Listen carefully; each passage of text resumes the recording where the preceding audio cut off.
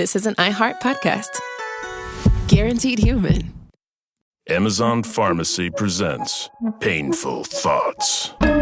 Of course I see my coworker in line at the pharmacy. Can you tell I'm picking up prescription hemorrhoid cream? I'm probably standing weird. Why is he smiling? He knows.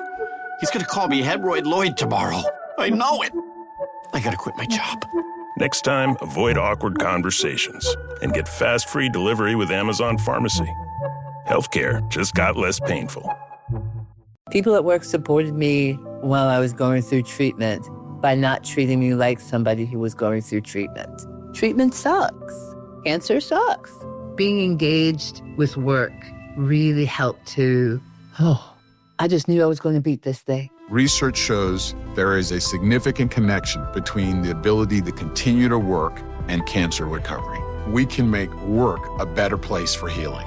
Learn more and sign the pledge at workingwithcancerpledge.com. A warning from Jase Medical. Even if the war stops, the real shortages won't. Because of how slow ships move for most of this war, the U.S. was still receiving oil that set sail months ago.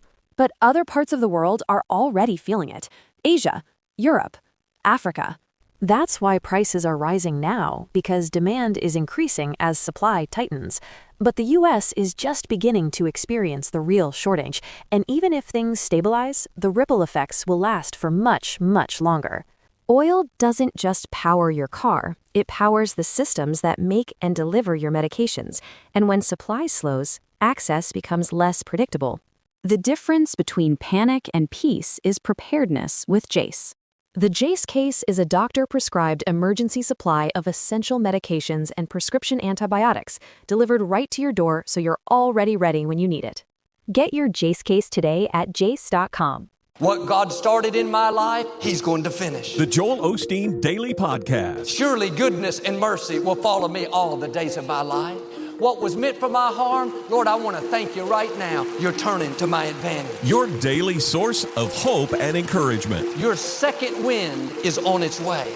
God is about to breathe on your life in a new way. Listen to the Joel Osteen Daily Podcast on the iHeartRadio app, Apple Podcasts, and wherever you get your favorite podcasts. This is Red Pilled America. It's time to tell our side of the story, but we need your help.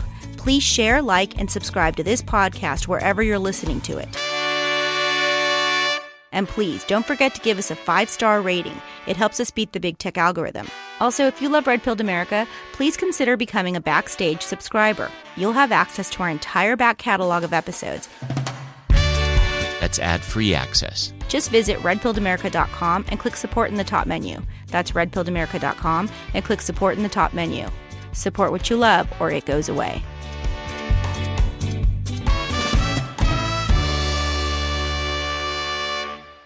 This episode was originally broadcast on December 6th, 2020. Election integrity is one of America's most basic principles. Yet today, that fundamental standard is under attack. And when you look at this entire curve with all these spikes, can you calculate how much of a vote that accounted for Biden and how much for Trump?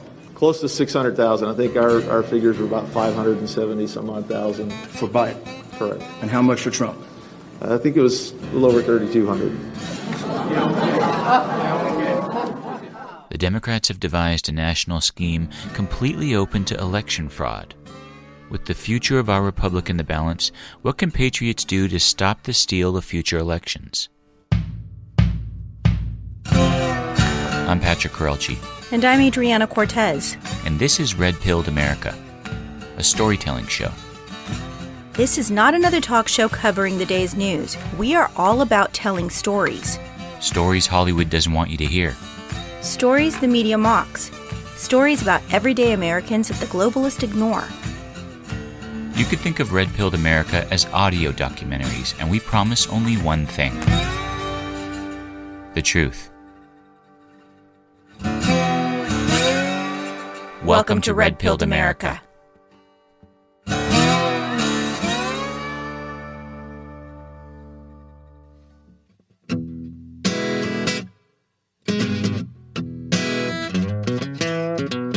there anything more important than our right to free and fair elections? Without them, we have no ability to correct and redress our local, state, and federal governments. Yet over the past few years, the integrity of our elections have experienced an extraordinary attack. 2020 marks the year that distrust in our elections has reached an unprecedented level. How did that happen? What can patriots do to stop the steal of future elections? To find the answer, we're going to tell the story of a small election in California, one that changed the rules for how to win at the ballot box, rules that the right better adopt before it's too late. As the Trump administration approached the 2018 midterm elections, the temperature of the nation was still uncertain. Was there or was there not a blue wave forming? Democratic leaders keep promising, or at least hoping, for a blue wave in 2018. For this midterm, of course, big talk of a blue wave. Will the Republicans be able to keep the House? As we do head into the midterms, of course, there have been some predictions that this could be a blue wave year. Historically, in a first term, the president's party suffers big losses in the House and Senate during the midterm elections. But something happened that gave the GOP some hope. I want to know about this guy's background, and the American public wants to know about his background. We need to know, are we about to put somebody on the United States Supreme Court who committed a sexual assault? The left viciously attacked Supreme Court Justice nominee Brett Kavanaugh, and it seemed to backfire. The Democrats did one thing that even Trump had trouble pulling off. They united the right. Never-Trumpers, neocons, and the MAGA crowd all came together to defend the nominee. So much so that the GOP and the president were feeling pretty confident that they would buck the midterm election trend. I like where we stand in the election. You know, I think that blue wave is being rapidly shattered. The Republicans had some solid candidates running for Congress, like Florida Governor Rick Scott running for U.S. Senator, and former financial analyst Young Kim vying for a seat in the U.S. House of Representatives. I learned from early on, having been born and raised in South Korea. After elementary school, my family came to live in America, and I grew up on the island of Guam. And then I went to the island of Hawaii and came across the Pacific Ocean to come to California, and I call that getting into the bigger world. The then 56-year-old attractive South Korean immigrant was running for California's 39th district that covers parts of Los Angeles, San Bernardino, and Orange County, the latter being one of the few Republican strongholds in the Golden State. Kim faced off against Democrat Gil Cisneros, winner of the 2010 Mega Millions lottery, a whopping $266 million jackpot, and Kim skillfully used it against him. I don't think my opponent understands that. He hit a jackpot.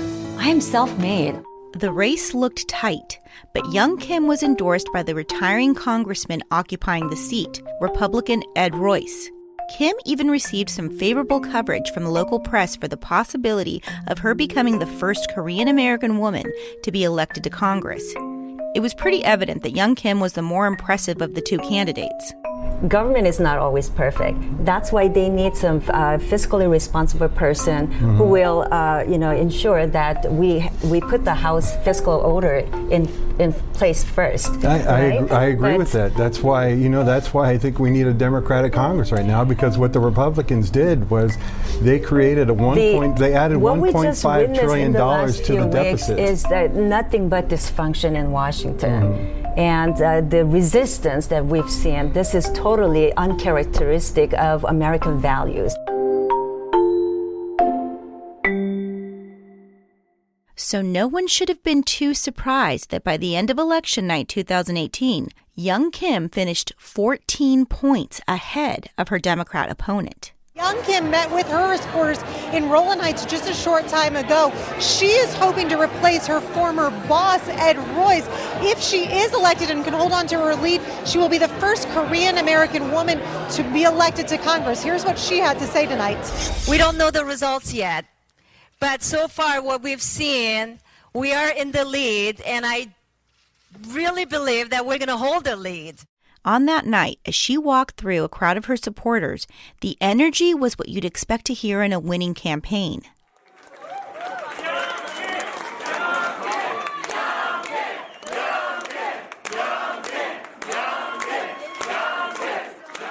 By her side was retiring District 39 Congressman Ed Royce, who could see that his hand-picked successor was on the verge of making history.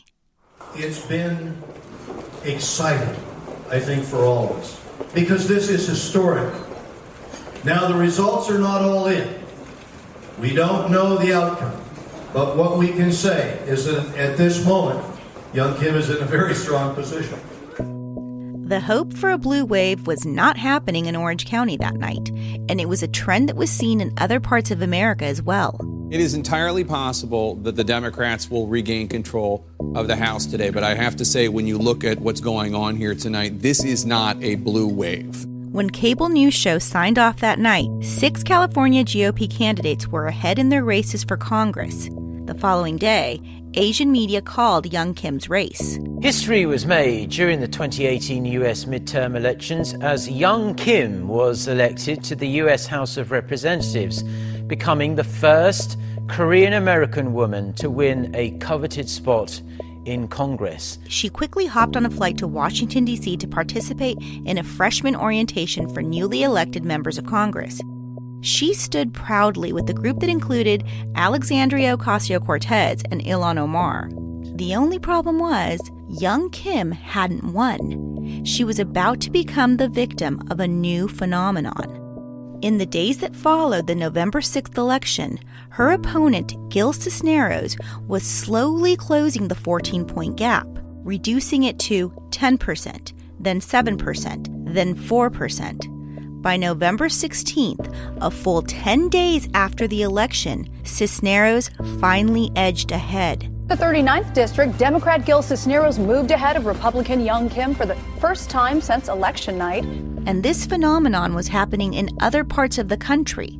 Republicans that were ahead on election night were slowly losing practically every close race in the days that followed. Again, right now we have the Democrats picking up 31 seats, but in these outstanding seats here, they lead in a lot of them. The prospect of Democrats getting upwards of 40 seats looms very large right now. 2 days after Young Kim lost her lead, the unbelievable happened. A Korean-American candidate running for a seat in the U.S. House of Representatives has lost her race, according to the Associated Press.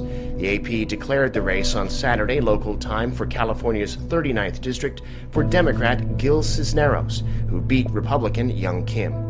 Kim appeared to be in the lead on election night, but as postal ballots came in, that lead shrank and disappeared. Cisneros at first losing and then overtaking his challenger, Young Kim, by a few hundred votes. An historic moment in Orange County. Democrats took every district there in the midterm elections, marking a sea of change in an area that has been red for decades. Orange County is now a sea of blue. For the first time since the 1930s, there will not be a Republican from Orange County occupying a House seat. It was a stunning development, and Young Kim wasn't the only victim. All 6 California GOP candidates that were winning on election night eventually lost their races. The turn of events took everyone by surprise, including the then Republican Speaker of the House, Paul Ryan. In California, it just defies logic to me. We had a lot of wins that night. We were only down 26 seats the night of the election.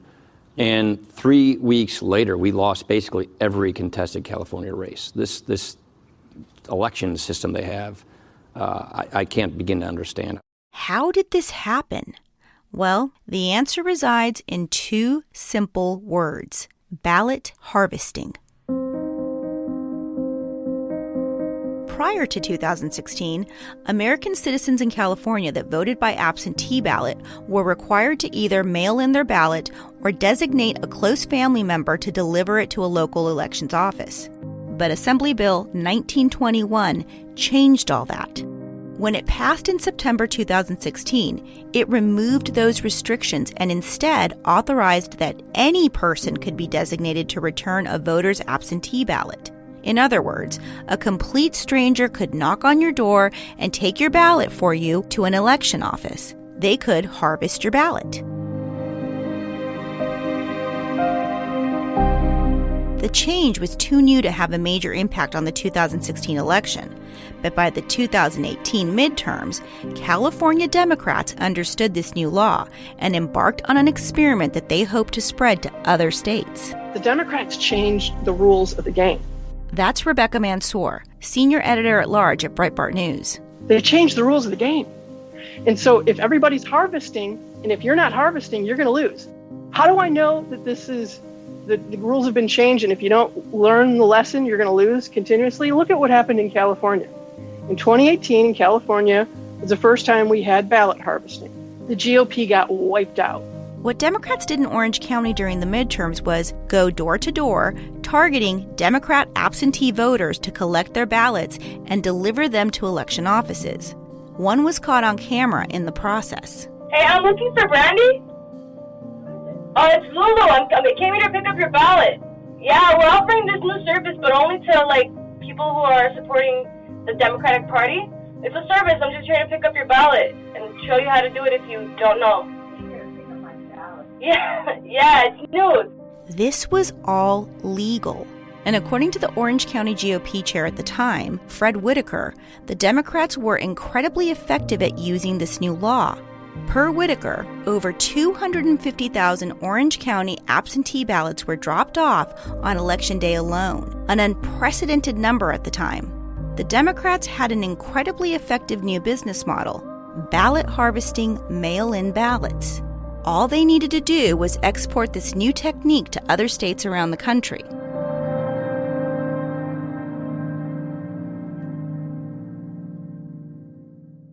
The problem was, for decades, both Democrats and Republicans highlighted absentee ballots as the biggest avenue for fraud in American elections. Absentee ballots have been an area of concern since we invented the secret ballot, because absentee ballots circumvent all of the protections of a secret ballot. That's Robert Barnes, a constitutional lawyer based in Las Vegas, Nevada. You're not in a safe location, observed, where no one else can see you, no one else can coerce you, no one else can bribe you, where you have to be actually you because you're there physically in person.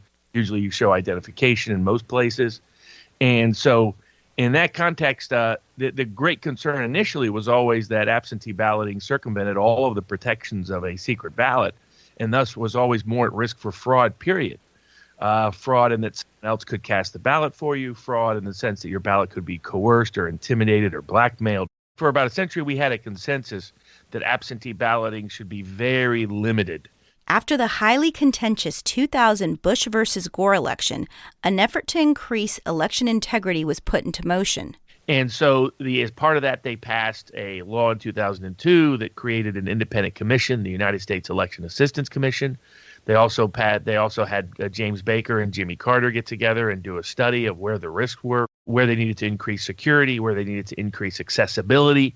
The Carter-Baker report was issued in 2005. It warned that the biggest risk was mass absentee balloting and that there needed to be voter ID. These photo ID cards will be free. Secondly, there'll be a wide distribution of them. The states will be required to go around the state to issue these photo ID cards to as many people as possible, which will be a good system just for recruiting new voters. This will be very important. And so this will be, I think, a move forward in getting more people to vote. It will not restrict people from voting. It will be uniformly applied throughout the country, and it will be non-discriminatory. And they proposed a whole bunch of things with it, and one of their priorities was restrict absentee balloting, because that's where the fraud is going to occur and historically has occurred. Almost all, 75 to 80% of your criminal prosecutions or subsequent election contests involve fraudulent absentee ballots, and that's when the scale of absentee ballots was much, much smaller. So to limit corruption in absentee ballots, states put safeguards in place. For one, the ballot had to be requested. The state couldn't just send one out to every registered voter. And they could only be given or sent the ballot, because the ballot is the sort of precious commodity in this context, if they meet certain circumstances or certain standards. So there's someone who's indefinitely confined because their physical health doesn't allow them to travel or move around. They're in the military. There's someone who works on election day and cannot get out of working on election day to vote. Some circumstance that really makes it so it's necessary that they vote absentee. They have to have a legal excuse. And those legal excuses have usually limited the scope of absentee balloting for over 100 years. In many states, the absentee ballot voter had to have the ballot notarized to ensure the person was a real legal voter. And, as a final safeguard, the voter had to sign the mail-in ballot so that their signature could be matched to the voter signature in the state database. The signature verification precaution was one that even Barack Obama agreed with in 2008. There's word from Florida that they intend to put out a mailing sort of a campaign, an election process whereby they make up for the primary they had before, which was ruled out of order by the Democratic National Committee, and you did not campaign in. They're talking about people mailing in their ballots. Do you trust the security, the honesty of such an election process? Well, I think we'd have to figure out whether this was fraud-proof. I mean, Oregon, for example, has a terrific mail-in system, but they've already scanned everybody's signatures who's registered to vote so that they can check to make sure that, in fact, the right people are voting. And that's something that I think you'd have to figure out. Still, even with all of these safeguards, absentee ballots were considered a hotbed for fraud. 2012, the New York Times writes an extensive piece that talks about absentee balloting as the great risk of fraud, that the more absentee balloting goes up, the more everyone knows fraud will go up. They admit that a consensus of election experts agree about this. Election historians agree with this. Election lawyers agree with this. Even with this bipartisan consensus, a movement began to build to loosen restrictions on mail-in ballots. States slowly relaxed the various safeguards.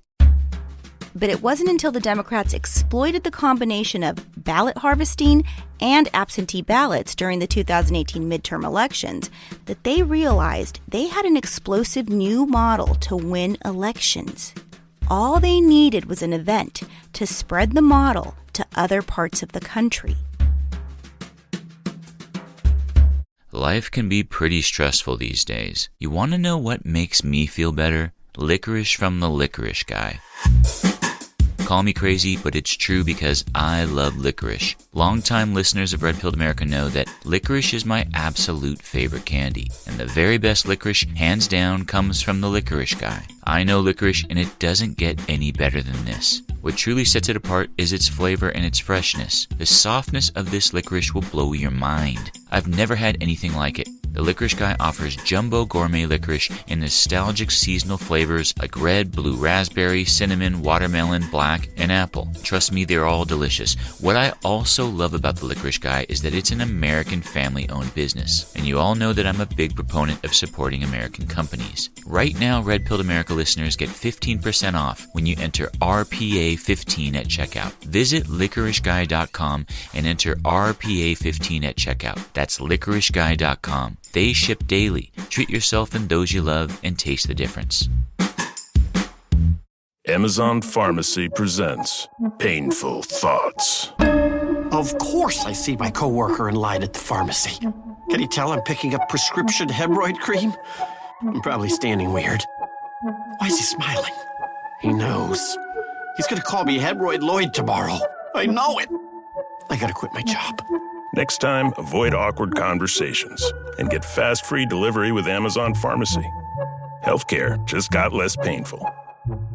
Hi, Ryan Reynolds here for Mint Mobile. Are you looking for a beach read this summer? May I suggest your big wireless bill? It's got suspense, mystery, a slightly flat, emotional arc, and a shocking twist where you realize you've been overpaying the entire time. Fortunately, though, Mint's story is better. Every plan, $15 a month, even unlimited. That's it. Happy ending. Zero tears. Give it a try at mintmobile.com/switch. Upfront payment of $45 for 3 months, $90 for 6 months, or $180 for 12-month plan required. $15 per month equivalent. Taxes and fees extra. Initial plan term only. Greater than 50 gigabytes may slow when network is busy. See terms. People at work supported me while I was going through treatment by not treating me like somebody who was going through treatment. Treatment sucks. Cancer sucks. Being engaged with work really helped to, I just knew I was going to beat this thing. Research shows there is a significant connection between the ability to continue to work and cancer recovery. We can make work a better place for healing. Learn more and sign the pledge at workingwithcancerpledge.com. What God started in my life, He's going to finish. The Joel Osteen Daily Podcast. Surely goodness and mercy will follow me all the days of my life. What was meant for my harm, Lord, I want to thank you right now. You're turning to my advantage. Your daily source of hope and encouragement. Your second wind is on its way. God is about to breathe on your life in a new way. Listen to the Joel Osteen Daily Podcast on the iHeartRadio app, Apple Podcasts, and wherever you get your favorite podcasts. Welcome back. So the bipartisan consensus for 100 years was that absentee ballots were ripe for fraud. However, a movement began to build to loosen restrictions on mail-in ballots. States slowly relaxed various safeguards, but it wasn't until the Democrats exploited the combination of ballot harvesting and absentee ballots during the 2018 midterm elections that they realized they had an explosive new model to win elections.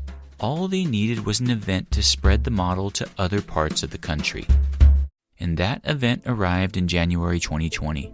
We are back from Washington tonight, and we'll get to the impeachment trial in just a moment. But we begin tonight with the growing concern as the toll from that deadly coronavirus now grows, spreading from Wuhan, China. And tonight, that first case here in the U.S., the patient in isolation now being treated by that robot. Drastic measures to halt the spread of that deadly virus. Wuhan, China, ground zero for the outbreak, now under lockdown. Most of the 17 dead and more than 500 sickened are in Wuhan, where today we saw the first images from the front lines. Patients in isolation units being treated by doctors in biohazard suits. China's capital has announced that it's cancelling all major public events for Lunar New Year as the country tries to stop the spread of a new virus. The extreme move comes after restrictions were ordered on 2 cities, affecting some 20 million people. All public transport services, air, sea and road, out of the city of Wuhan have been suspended. Initially, the Democrats downplayed the threat of COVID-19. I want to take a moment to say it's not a time to panic about coronavirus, but coronavirus is a serious public health challenge. What is out there in other places, we want to be careful about how we deal with it, but we do want to say to people, come to Chinatown. Here we are. We're, again, careful, safe, and come join us. If you're under 50 and you're healthy, which is most New Yorkers, there's very little threat here. When you're saying what happened in other countries versus what happened here, we don't even think it's going to be as bad as it was in other countries. But it wasn't long until they began to change their tune. Whether it was through legitimate health concern, political expediency, or both, the Democrats ramped up the fear porn. But Trump's instinct was to not panic the public for what appeared to be a flu-like illness. Are you telling the Americans, except for the ones who are sick, not to change any of their behaviors? No, I think you have to always, I do it a lot anyway, as you probably heard. Wash your hands, stay clean. You don't have to necessarily grab every handrail unless you have to. You do certain things that you do when you have the flu. View this the same as the flu. When somebody sneezes, I try and bail out as much as possible.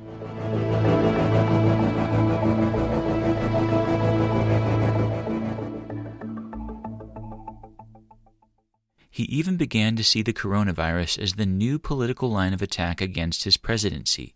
Now the Democrats are politicizing the coronavirus. You know that, right? Coronavirus.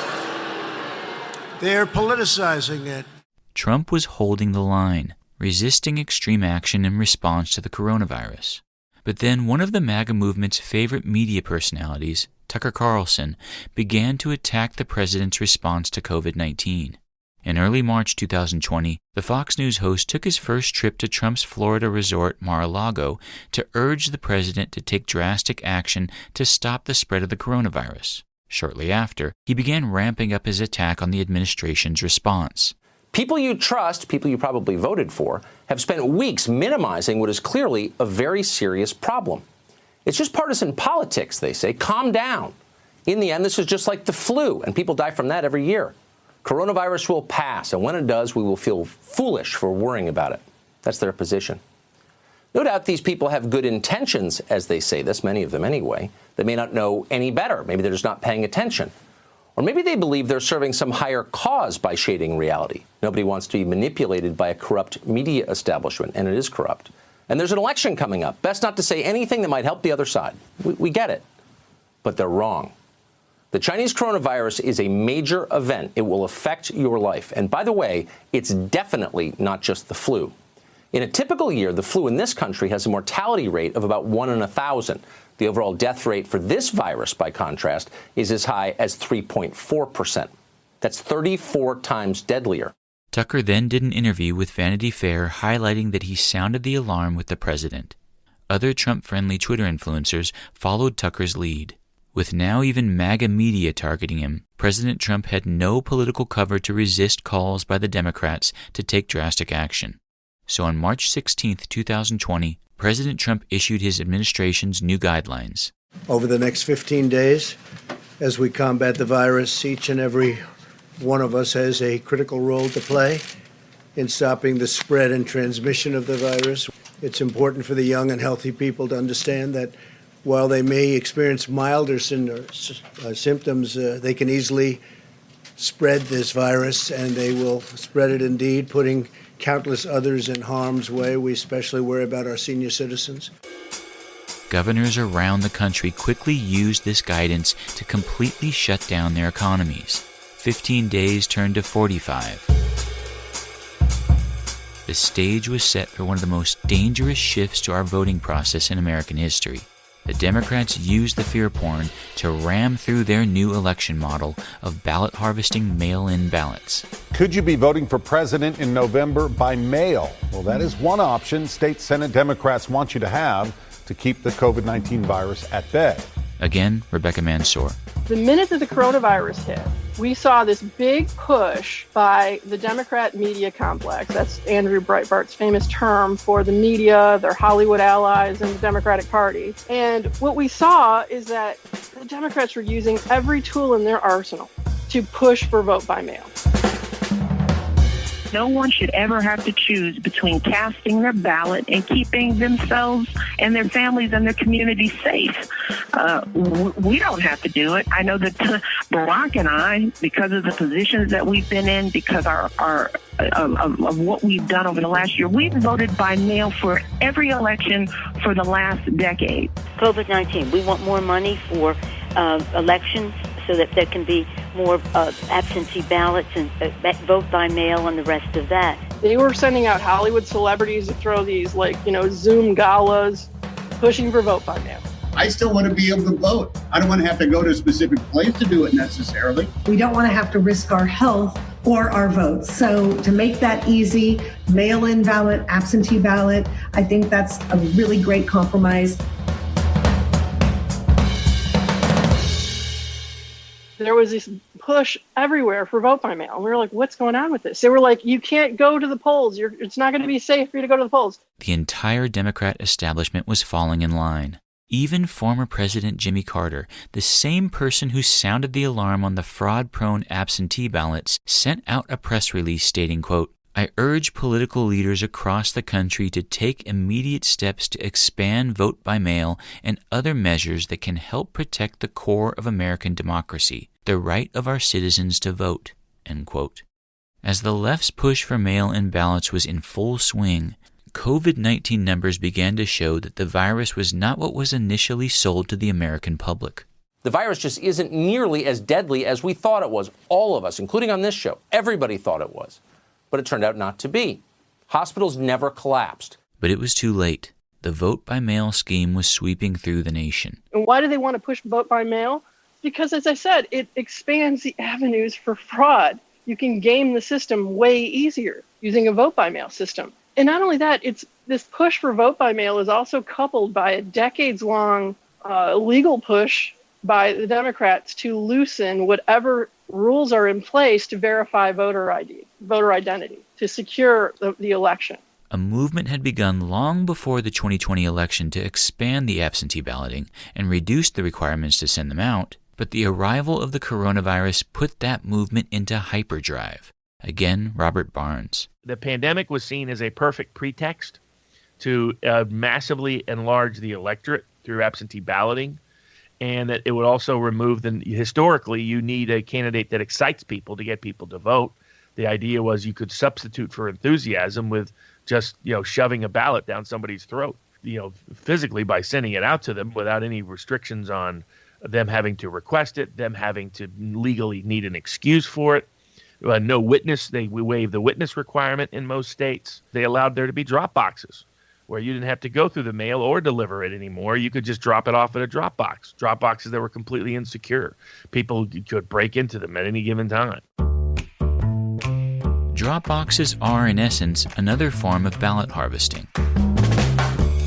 Facebook's Mark Zuckerberg and his wife put hundreds of millions of dollars into funding drop boxes throughout deep blue counties and swing states. The Democrats were using the coronavirus to annihilate the safeguards on absentee ballots. So they removed the requirement that you request it in many states. They removed the requirement that someone witness it and notarize it in many states. They removed the requirement that you have a legal excuse for even having to vote absentee in almost all the states. They removed the requirement that you deliver it yourself directly through the mail or to the election office. The ballot could now be bribed with ease. You could purchase ballots because you could just show up and say, give me your ballot. I'll fill it out for you. Here's $20. You could blackmail, intimidate, or coerce people. There was nothing to stop that anymore because there was no witnessing requirement, no request requirement, no legal excuse requirement to get it. But the only check on fraud would be if you didn't fill out the ballot, then that would show up in a signature match. And they said, don't worry, we're going to match the signature from the absentee ballot envelope to the voter's voter registration file, and which usually has either their voter registration card, a prior time they signed for a ballot, an absentee ballot application, driver's licenses. All those signatures are kept at the election offices across the country. But what happened was, throughout the spring and summer, the various Democratic-aligned groups either brought lawsuits or threatened lawsuits against election officials across the entire country and said, you better not enforce that signature match. If you enforce that signature match, we're going to say it's a due process violation, voter suppression, racism, you name it. And so they intimidated almost all the election officials into not meaningfully enforcing the signature match. The instructions that went down to people were just, approve it.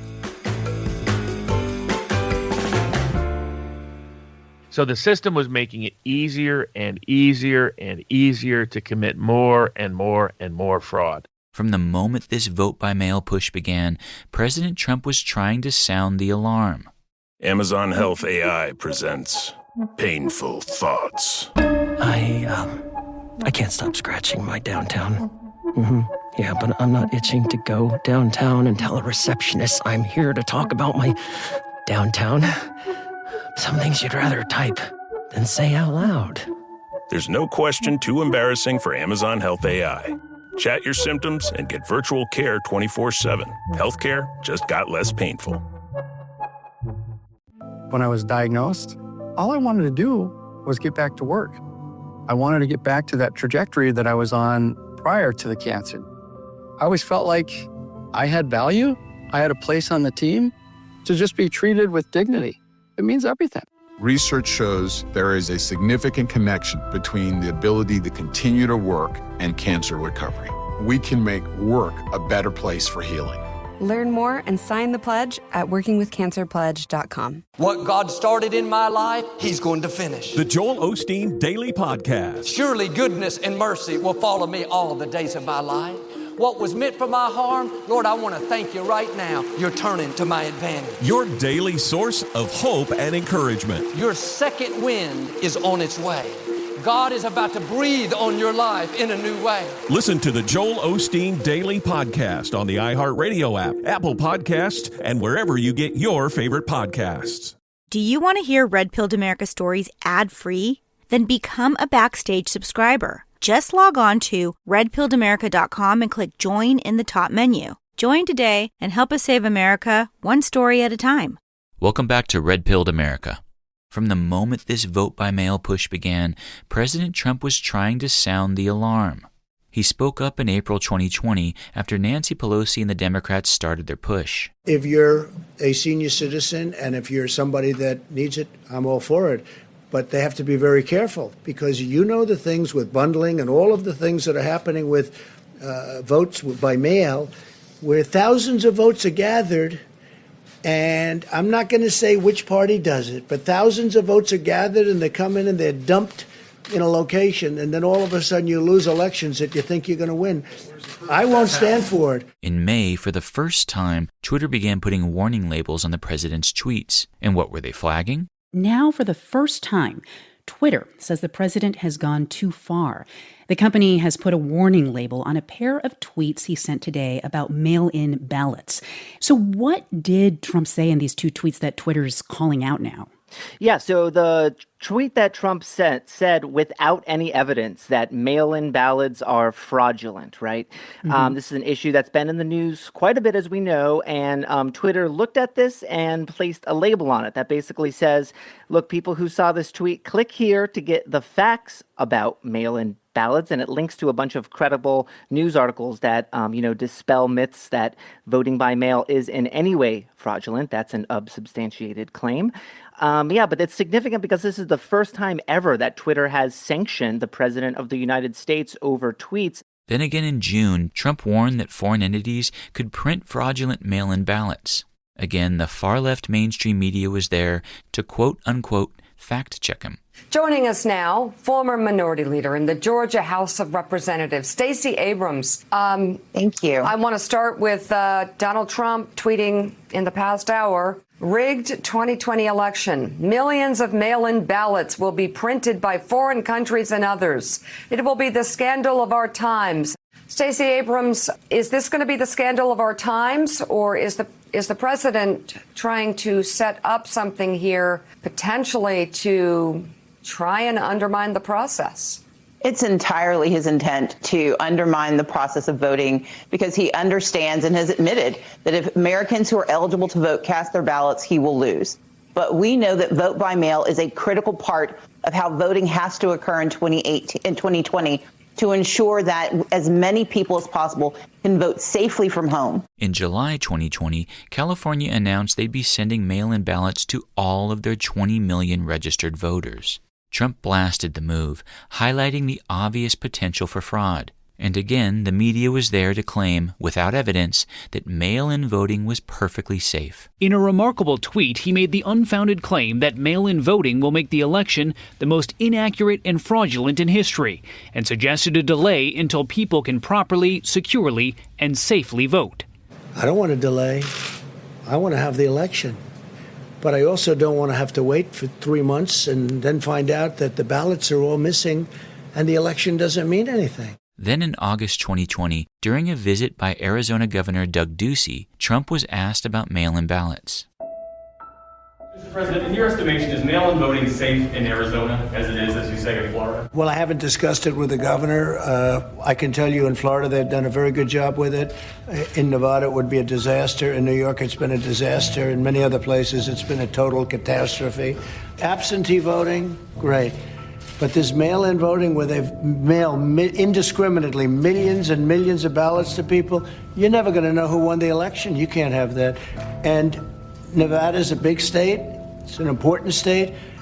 It's a very political state, and the governor happens to be a Democrat. And I don't believe the post office can be set up. They were given no notice. I mean, you're talking about millions of votes. It's a catastrophe waiting to happen. And again, all you have to do is look at the vote that took place on a simple congressional district in an area that should be able to do it very easily in Manhattan. It's a total what's happened. It's a nightmare. Nobody's ever seen anything like it. We can't have that. You'll never know who the winner is, but the winner's going to be me. By the first debate, it was out in the open that the Democrats' path to the White House was completely reliant on vote by mail. But President Trump continued to sound the alarm. As far as the ballots are concerned, it's a disaster. A solicited ballot, okay, solicited is okay. You're soliciting, you're asking, they send it back, you send it back. I did that. If you have an unsolicited, they're sending millions of ballots all over the country. There's fraud. They found them in creeks. They found some with the name Trump, just happened to have the name Trump just the other day in a waste paper basket. They're being sent all over the place. They sent 2 in a Democrat area. They sent out 1,000 ballots. Everybody got 2 ballots. This is going to be a fraud like you've never seen. The other thing, it's nice on November 3rd, you're watching and you see who won the election. And I think we're going to do well because people are really happy with the job we've done. But you know what? We won't know. We might not know for months because these ballots are going to be all over. Take a look at what happened in Manhattan. Take a look at what happened in New Jersey. Take a look at what happened in Virginia and other places. They're not losing 2%, 1%, which, by the way, is too much. An election could be won or lost with that. They're losing 30 and 40%. It's a fraud, and it's a shame. And can you imagine where they say you have to have your ballot in by November 10th? November 10th. That's 7 days after the election.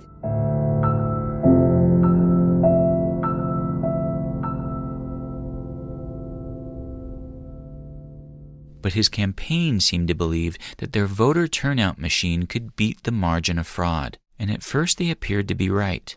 On election night, as the returns came in, it was looking like Trump was about to win a second term. The president was either handily overcoming Biden's early vote lead in states like Florida and Ohio, or was so far ahead in battlegrounds like Pennsylvania, Wisconsin, and Michigan that it was near statistically impossible for Biden to make up the difference, as the popular War Room Pandemic show highlighted during their live broadcast.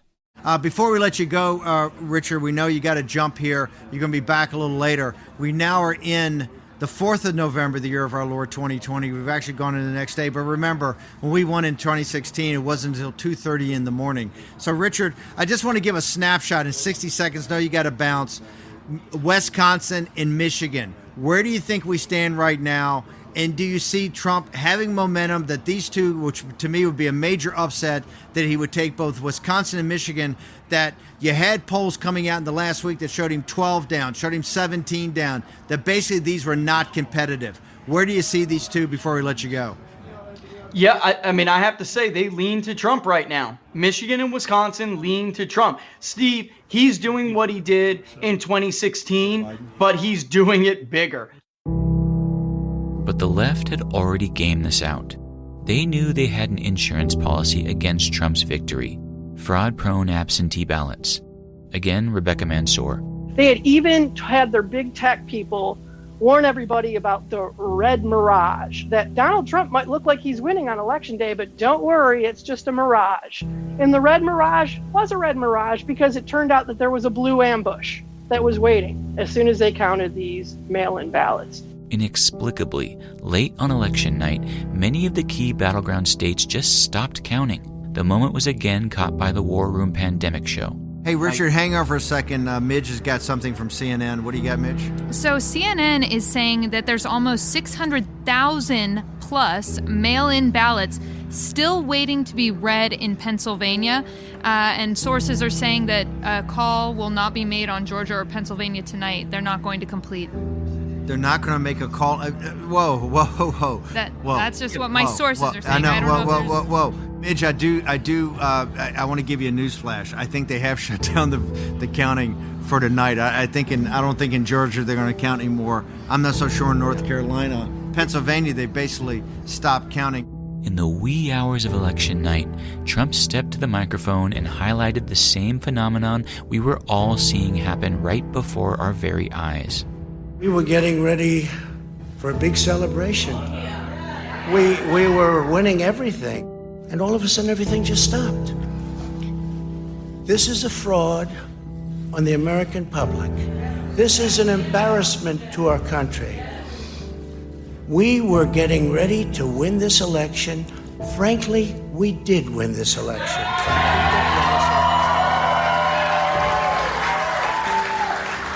So our goal now is to ensure the integrity for the good of this nation. This is a very big moment.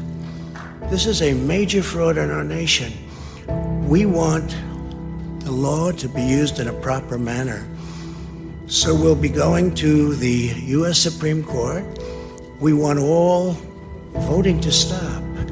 We don't want them to find any ballots at 4 o'clock in the morning and add them to the list. Okay? It's a very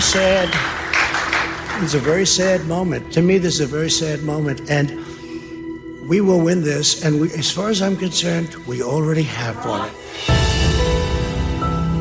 It was truly an unbelievable moment. On election night, Trump had a commanding lead in the key battleground states. But just like what happened to young Kim in 2018, over the days that followed, election officials kept finding absentee ballots harvested by the Democrats. Trump would eventually lose his lead in Pennsylvania, Wisconsin, Michigan, and even the conservative state of Georgia.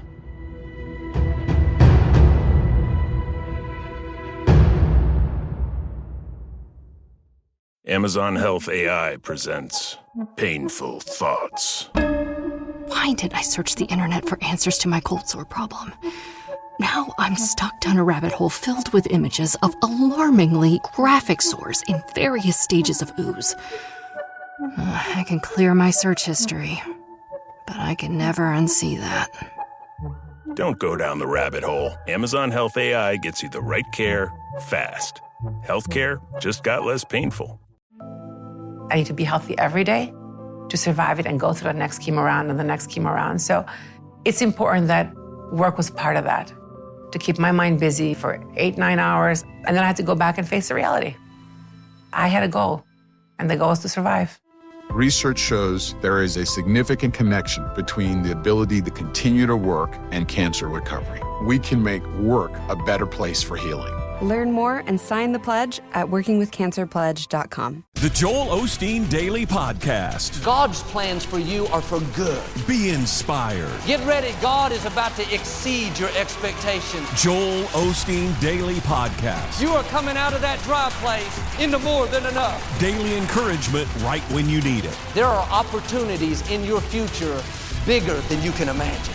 Listen to the Joel Osteen Daily Podcast on the iHeartRadio app, Apple Podcasts, or wherever you get your favorite podcasts. Welcome back to Red Pilled America. So on election night 2020, Trump had a commanding lead in the key battleground states. But just like what happened to young Kim in 2018, over the days that followed, election officials kept finding absentee ballots harvested by the Democrats. Trump would eventually lose his lead in Pennsylvania, Wisconsin, Michigan, and even the conservative state of Georgia. Of course, we'd later learn that something fishy was happening in many of the states, as Trump's lawyer Rudy Giuliani pointed out in a Pennsylvania state public hearing on 2020 election integrity. The witnesses we present are going to first show you that in the case of Philadelphia and in the case of Allegheny County and one or two other counties, the mail-in ballots that were received were not inspected at all by any Republican. They were hidden from Republicans. In the case of Philadelphia and Allegheny County, I can't be absolutely certain, but I do believe the witnesses will show that a Republican never got to see a single ballot. Now, you know how important that is to determining whether it is a valid ballot or not. There's only one time you get to do that, and that's when you separate the envelope that possesses the verifying information from the ballot. The moment you separate them, you can no longer verify. You can't go back and recount. You can't go back and check paper ballot against the machine ballot because it's a private ballot. It's an anonymous ballot. We want to keep it that way. The only thing that identifies it is that outer envelope. At that moment, when they're separated, gone forever. That's the moment at which inspections have been allowed, time immemorial, in America, Pennsylvania, all over other 49 states. Several of the witnesses here have been doing this for 20 or 30 years. They've never heard of a situation in which the mail-in ballot was just put in without allowing a Republican, a Democrat, even third-party members to take one look at it and object to it, for the very reason that it's too prone to fraud. Think about this. In your state, Republicans were uniformly not allowed, kept out, put in chutes like they were cows to keep them away from seeing these ballots. Never happened before. Not only that, the same thing was done in Michigan, the same thing was done in Wisconsin, and on and on and on.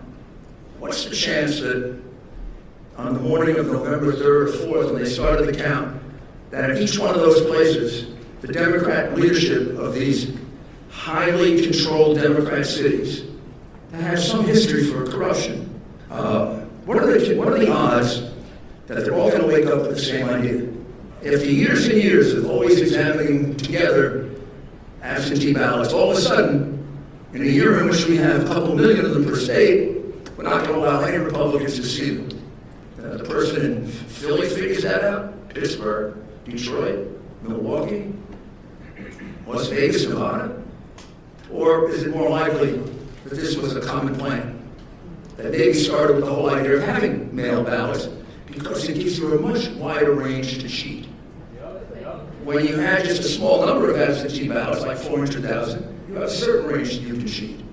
When you have 250 or 2.5 million, you have a much bigger range to do that. But the Pennsylvania irregularities beg the question, why didn't this same problem happen in Florida, a state that has a long history of mail-in balloting? The answer brings us back to the 2018 midterm election.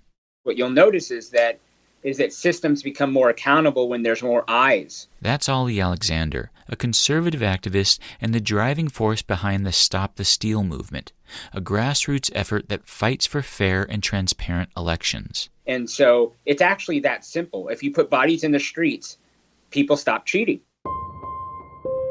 On midterm election night 2018, seasoned election watchers like Ali had noticed something screwy was happening in particular states across the country.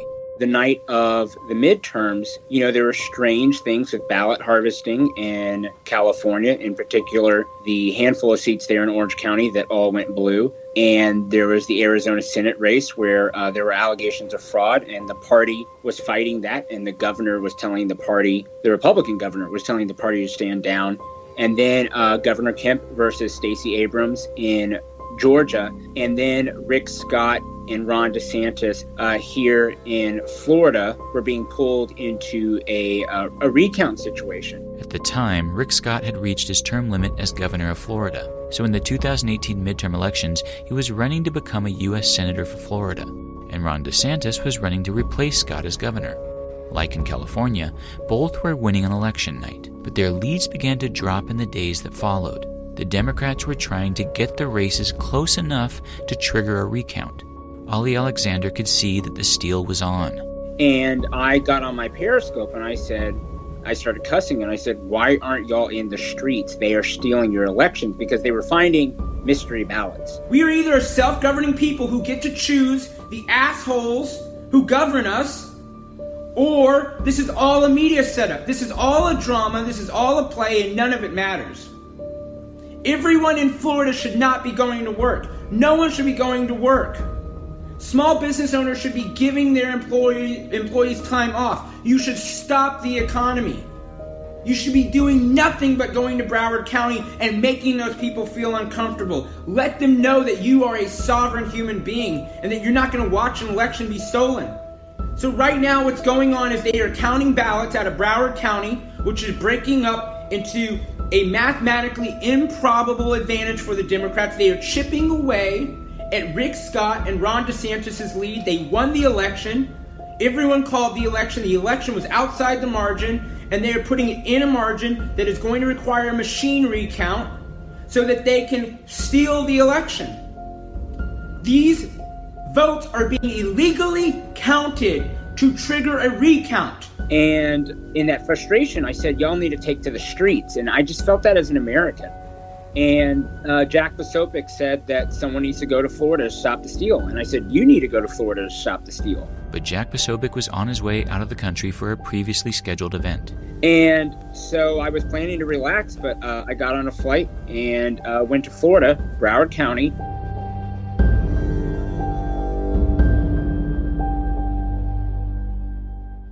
Ollie hit the streets of the Sunshine State to not only garner public attention, but also push government officials as well. Stop the steal! Stop the steal! Stop the steal! You want to run a public pressure campaign and a private influence campaign. So when you're applying public pressure, it's to change and gain public sentiment, but it's also to bring scrutiny and accountability to government bureaucrats. They work for us, and this is a republic. All right, first off, what I want the nation to know, we have a lot of media. We're going to have tens of thousands, if not hundreds of thousands of people tune in on Periscope today, is that we are here for the residents of Broward County. We are here for the residents of Palm Beach County. We are here for your civil rights.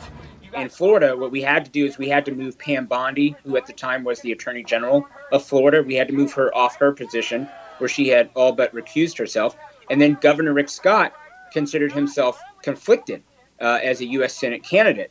And so he didn't want to move. So in Florida in 2018, we moved Governor Rick Scott's position and told him to use the powers he had as governor there, and he did. And Pam Bondi put the Florida Bureau of Investigations on the trail of evidence and the custody of evidence with Brenda Snipes, who was the Democrat, who was the election supervisor here in Broward County. So it's about citizen bodies reclaiming some of the powers owed to us as a self-governing people.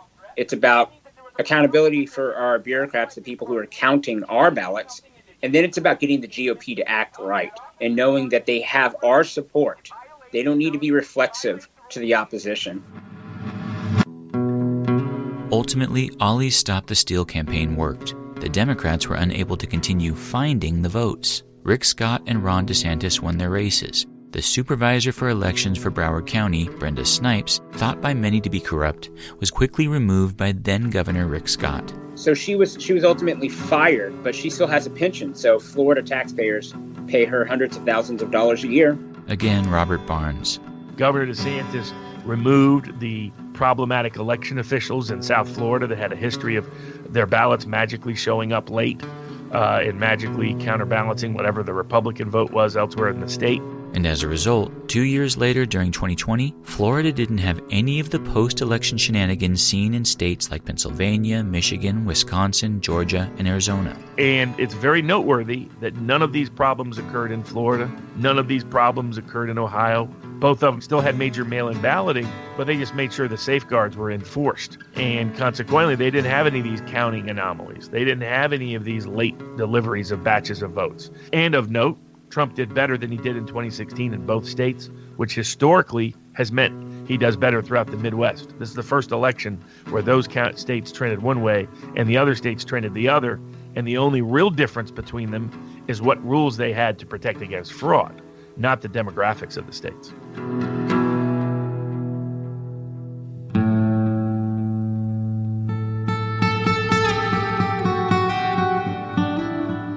Which leads us back to the question, how do you stop the steal of an election? Guess what happened in 2020? The Associated Press has now called this hard-fought battle for Republican Young Kim. She was running against Democratic incumbent Gil Cisneros. The same person that lost in 2018 because of ballot harvesting ended up winning in 2020 by ballot harvesting. The California GOP showed the way. If ballot harvesting is now the way of things, then we got to harvest. Let's put a ballot drop-off boxes outside of all the mega churches. In other words, to stop an election steal, you have to be willing to fight like a Democrat. When it looked like the 2018 Florida elections were about to be stolen from Rick Scott and Ron DeSantis, Ollie Alexander did what the GOP establishment frowns upon. He got in the streets and fought, just like the Democrats do. As a result, the steal was halted and the state of Florida was cleaned up in time for the 2020 election, where Trump easily won. To stop the steal in future elections and save our republic, the right needs to fight fire with fire. It needs to shed the niceties that the GOP establishment holds in such high regard. The right needs to get down and dirty in the streets, in the legislature, in the ballot box, and in the courts. And you don't have to take my word for it. Listen to an old-timer like Rudy Giuliani. Maybe sometimes we're too nice. Maybe sometimes we're too decent. Or maybe we shouldn't change. But one thing we should have is we have the ability to defend ourselves and not let our people get kicked around the way those Republicans were kicked around. Red Pilled America is an iHeartRadio original podcast. It's produced by Patrick Corelchi and me, Adriana Cortez, for Inform Ventures. Now, our entire archive of episodes is only available to our Backstage subscribers. To subscribe, just visit redpilledamerica.com and click Join in the top menu. Thanks for listening.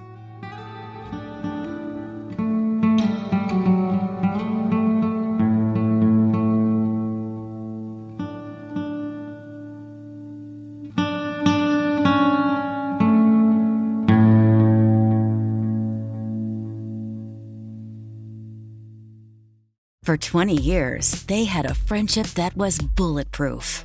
Literally. Octavia Spencer and Hannah Waddingham star in Prime Video's hilarious, action-packed new series, Ride or Die. When Debbie is forced on the run because of her husband's corrupt dealings, only her fierce and lethal secret assassin best friend Judith can save her. What follows is a wild race across Europe, packed with action, laughs, and danger. Don't miss the new series, Ride or Die, now streaming, only on Prime Video. I think when you're diagnosed with cancer, you crave a semblance of normalcy and control, and so work allowed me to be me. So I think it's really important that companies stay flexible cancer and a diagnosis can be all-consuming, but it doesn't have to be. Research shows there is a significant connection between the ability to continue to work and cancer recovery. We can make work a better place for healing. Learn more and sign the pledge at workingwithcancerpledge.com. The Joel Osteen Daily Podcast. God's plans for you are for good. Be inspired. Get ready. God is about to exceed your expectations. Joel Osteen Daily Podcast. You are coming out of that dry place into more than enough. Daily encouragement right when you need it. There are opportunities in your future bigger than you can imagine. Listen to the Joel Osteen Daily Podcast on the iHeartRadio app, Apple Podcasts, or wherever you get your favorite podcasts.